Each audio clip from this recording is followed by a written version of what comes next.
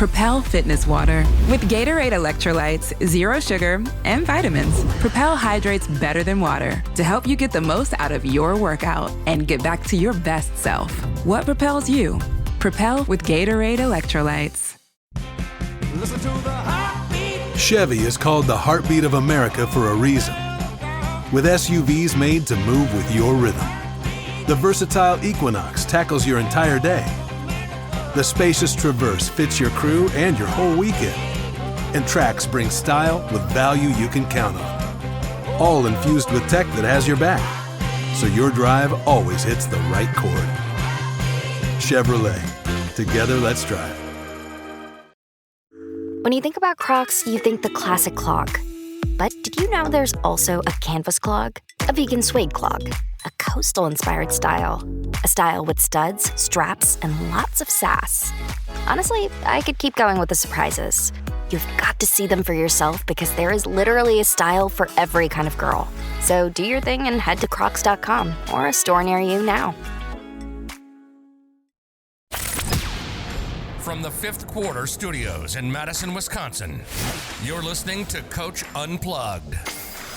And now, your host, Steve Collins.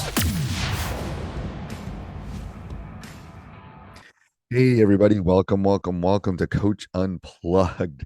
I am so happy that you decided to join us. If you like this podcast, you should go over and listen to a bunch of the other ones in our network with like the 5-Minute Basketball Coaching Podcast or High School Hoops or Coaching Youth Hoops. All of those are, I think, interesting, and we would love if you left a 5-star review. You can leave those 1-star reviews at home. But before we jump into the topic today, I'd like to give a big shout out to our sponsors. First of all, Dr. Dish. Mention Coach Unplugged, and you'll get $450 off. You'll get great customer service. It is, I can tell you from someone that's still coaching, it has helped my team immensely. I can't tell you the number of shots that we have taken on our Dr. Dish machines. And then also go over and check out teachhoops.com for coaches who want to get better. 25 years ago when I took over a program that no one wanted, that had 5 winning seasons in 35 years, I was the only applicant. No one wanted it. I would have killed for a resource like teachhoops.com. It took me years to turn it into a national powerhouse. And I have put all that secret sauce inside of teachhoops.com. So come over and check it out. 14-day free trial. It will give you the roadmap. It will give you me. It will give you one-on-one calls and office hours and a community of like-minded coaches. I think you'll love it. Let's head off to the podcast. All right. Welcome to Coach Unplugged. I have no idea what episode this is. A lot. And I'm still married, which is amazing. But anyway, that's a different podcast. I don't know. All the coaches' wives there should be a special place for every coach's wife. Coach Hill, I'd love you to kind of explain your basketball journey, kind of how you got into coaching, playing first, and then coaching, and then where what I said off the air is like you're in New Zealand, you're in like one of my bucket list places to go. So I'd love to hear about that a little bit too. But why don't you just introduce yourself, Coach Hill, and then just kind of tell the audience a little bit about your journey. Okay. Angelo Hill. I was born in Denver, Colorado, 1958. Was at a friend's house in grade 5. We were mucking around outside, shooting some hoops, just mucking around as kids did back then because we didn't have all this technology. And we played outside. You and I grew up in the perfect era. Perfect era. And Greg said that he was heading off to basketball practice, and I was like, "Wow, you play on a team," and that was new to me. And I called Mom and asked Mom if I could go, and Mom said yes, and that's where I started playing the Police Athletic League in Denver, Colorado. We had 2 very successful years there. We lost in the championship game at regionals one year, in state. This next year, we won the state, and we actually got to go to St. Louis, Missouri, and play in the regionals. And we lost in the championship game against the kid that was 6'3" from Nebraska, and we just couldn't stop him. Right. 12-year-old, we just couldn't stop him. Size at that age is like king. Size and ball handling are king at that. He scored 38 of their 44. I'll never forget that. From there, I just kept playing. Denver at that time was going through integration in schools. So 7th grade, I had a different school, 8th grade, a different school. 9th grade, between the summer of my 8th grade, 9th grade year, I went up to live with my father. My parents were separated. I went up to Casper, Wyoming, and I spent the summer with my dad.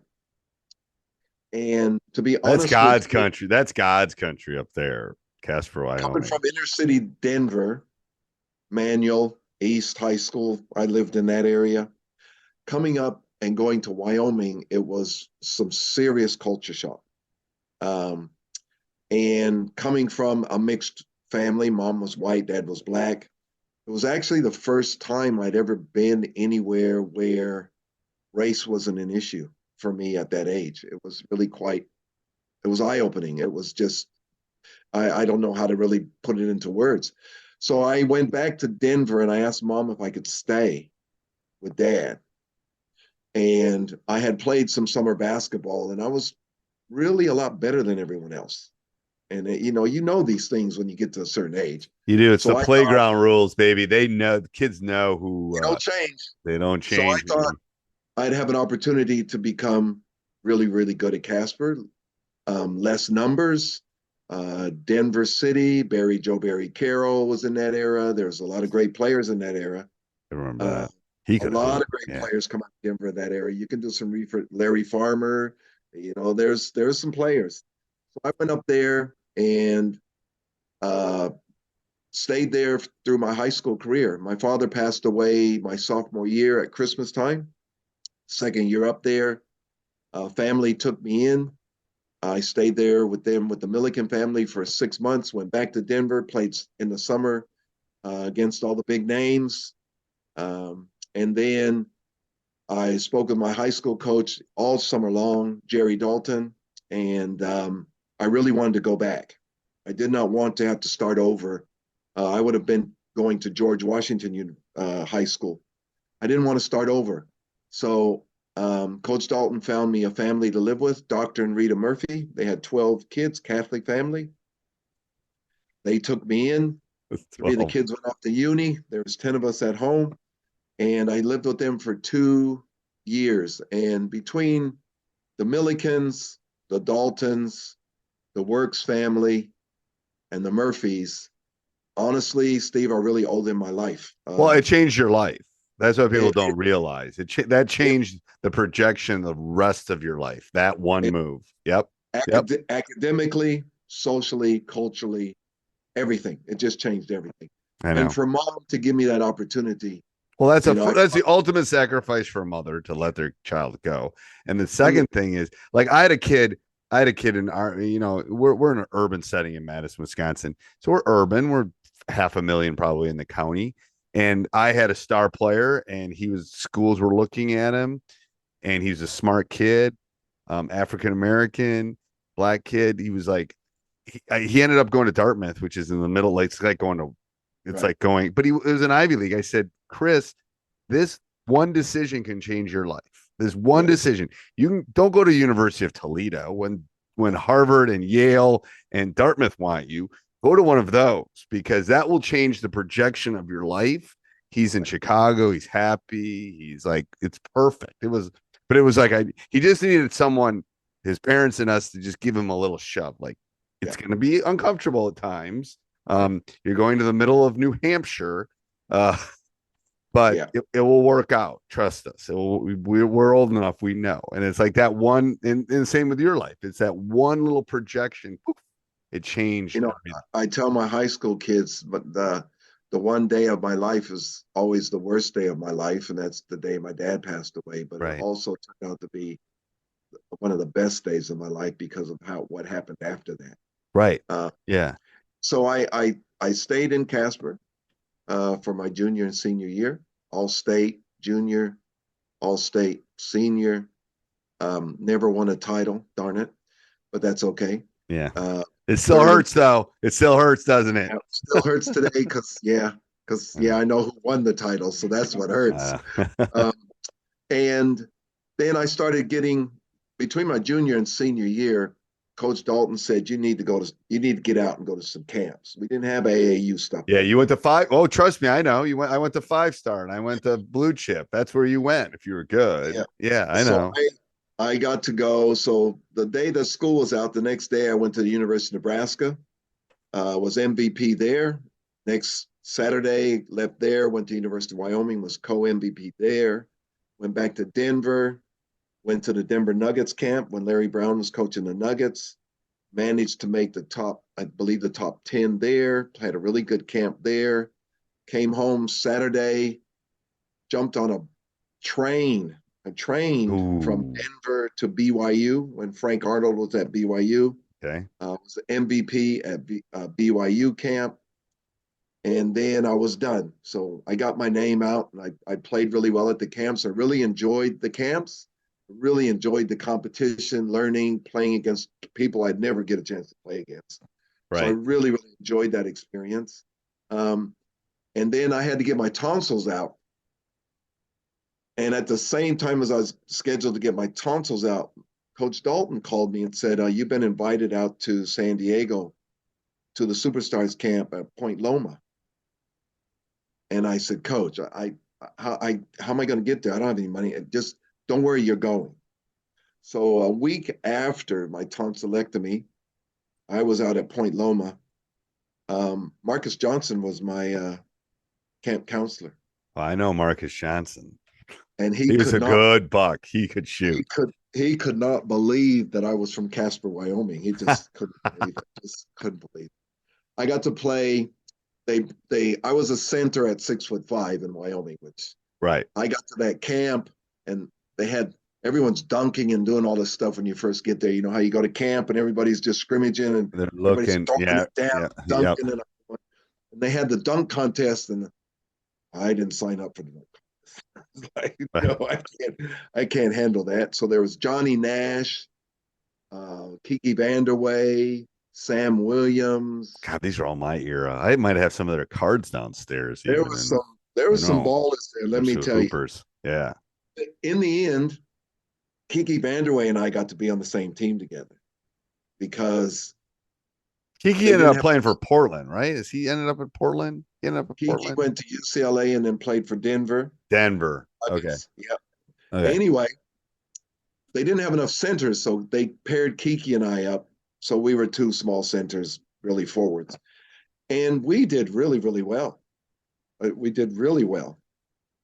And so I'm walking down the hallway, the corridor to a gym, and this tall black man comes up to me and says, "Are you really from Casper, Wyoming?"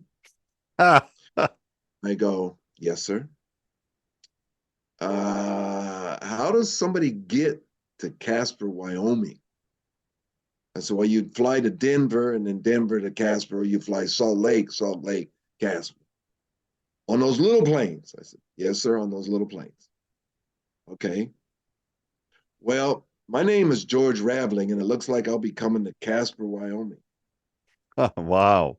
I just, and I'm like, and all the coaches got all their stuff on, so I know where he's from. And I'm going, Pac-8, Pac-10. I used to watch that when I was a kid. I've always wanted to play in that conference. So from that one camp, playing really, really well, I really started getting noticed and got a lot of offers to go places. I was scheduled to go to Washington State, and then I was scheduled to go to Utah State with Jim Herrick. Well, I went to Washington State, and I tell you what, that was it. I canceled all other visits. I didn't give anybody another shot. No. And what was it about Coach Raveling? Because he's an amazing man, to be honest with you. We got on the plane in Denver, and he refused to sit down because they didn't give him his aisle seat. That was it. Low energy, unfocused, foggy. You might be dehydrated. Gatorade Zero powders have been scientifically designed to help improve hydration balance in the body. With a clinically proven electrolyte blend and no artificial colors or flavors. Great tasting hydration no matter where you're going. Shop now online or at retailers nationwide. Gatorade, hydrates better than water. Is it in you? Symptoms noted are signs of mild to moderate dehydration. Consult a healthcare professional if symptoms persist. Listen to the heartbeat. Chevy is called the heartbeat of America for a reason. With SUVs made to move with your rhythm. The versatile Equinox tackles your entire day. The spacious Traverse fits your crew and your whole weekend. And Trax brings style with value you can count on. All infused with tech that has your back, so your drive always hits the right chord. Chevrolet. Together, let's drive. That was the moment. I want to play for this guy. I mean, That was the moment. he had That- Dr. King. He had Dr. King's speech, so it's like, and he gave it away. Like, No, he has not. I just saw George a year ago. he didn't give He it has away. I not- thought he gave it to like a.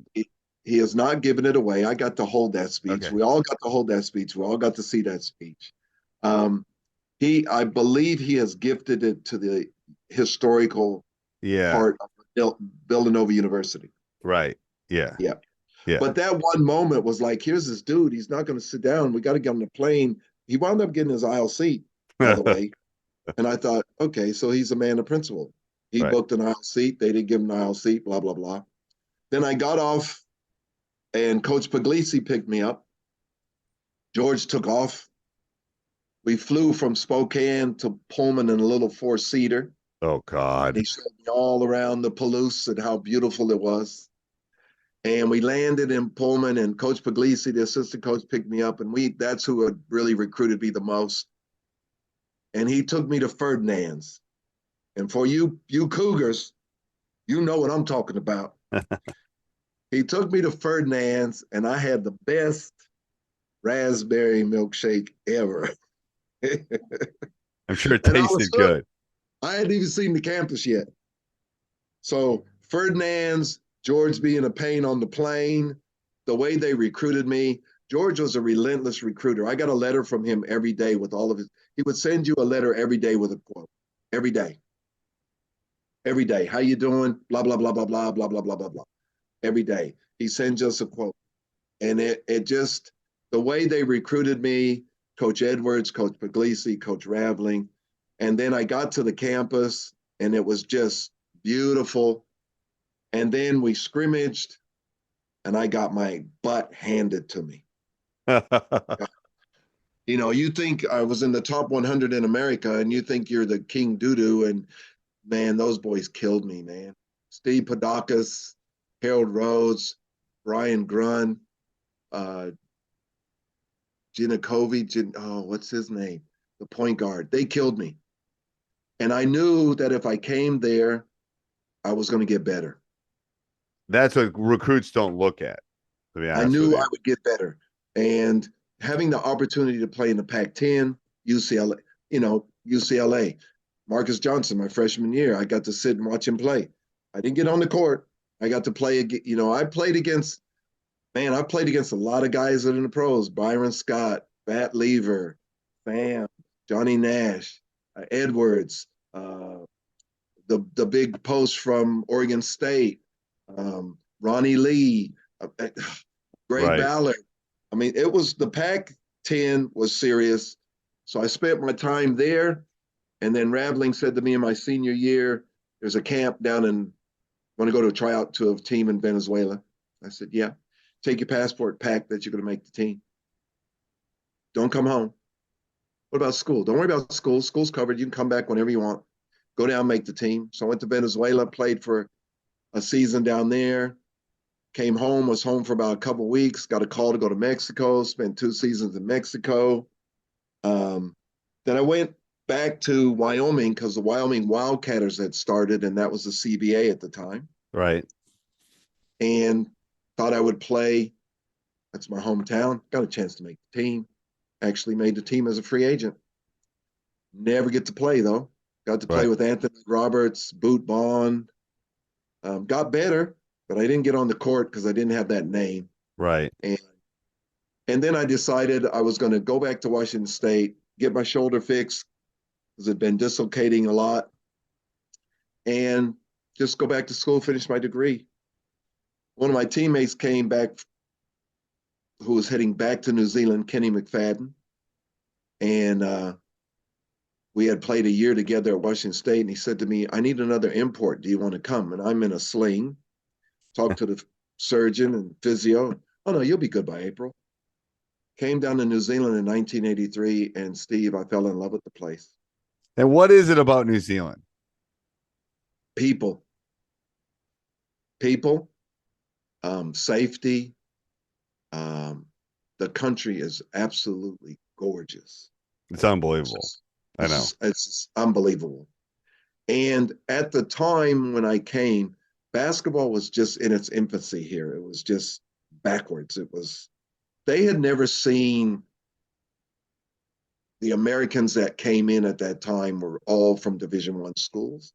Right. And they had just not seen the level.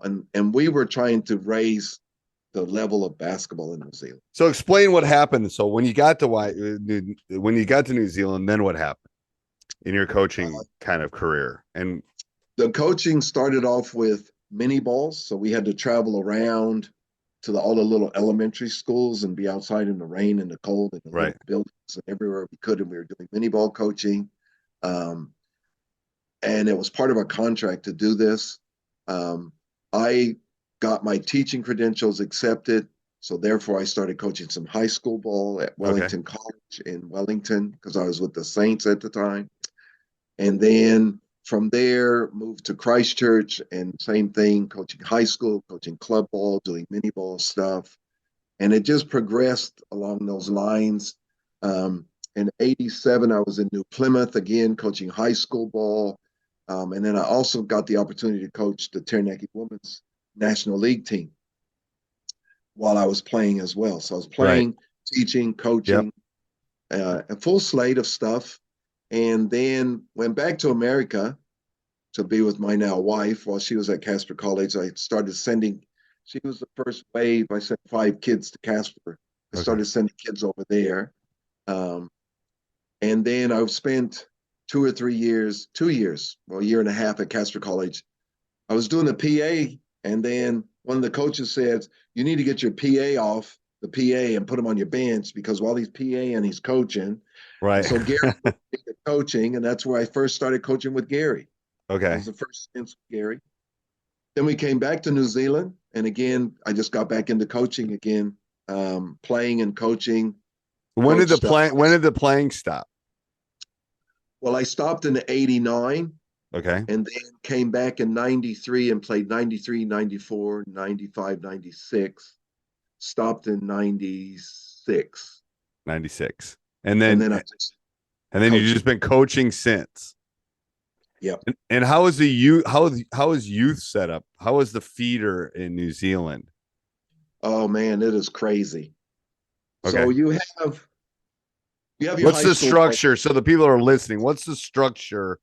It will be similar to our structure at home with the AAU stuff. So you have your high school teams. You have your high school team. Yep. Then you have regional representative teams for age groups. Okay. So you could be on your high school team.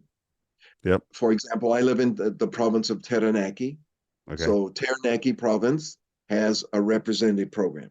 So we have under 11s, under 13s, under 15s, under 17s, under 19s, under 23s. So you will play for your high school team, then you will go try out for the representative teams, and then they play in a regional tournament to qualify for the national tournament. Okay. And so that's how the structure is. Hey, everybody. I hope you enjoyed the podcast. If you want to hear other podcasts by Coach Collins, go over and check out High School Hoops and Teacher Side Gig, and then go over and subscribe to all of them and leave all of them 5-star reviews. That would be great.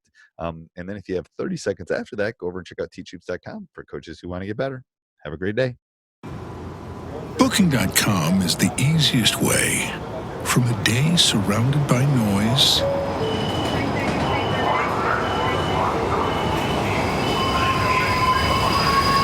to a stay surrounded by nature. That's nice. Go on, book it. It's easy. Booking.com. Booking.yeah. Close your eyes, exhale, feel your body relax, and let go of whatever you're carrying today. Well, I'm letting go of the worry that I wouldn't get my new contacts in time for this class. I got them delivered free from 1-800-CONTACTS. Oh my gosh, they're so fast. And breathe. Oh, sorry. I almost couldn't breathe when I saw the discount they gave me on my first order. Oh, sorry. Namaste. Visit 1-800-CONTACTS.com today to save on your first order. 1-800-CONTACTS.